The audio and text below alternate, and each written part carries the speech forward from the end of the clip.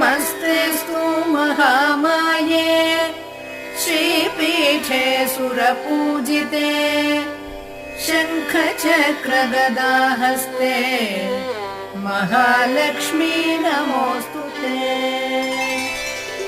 नमस्ते गरुडारूढे दोलासुरभयङ्करी सर्वपापहरे देवी महालक्ष्मी नमोऽस्तु ते।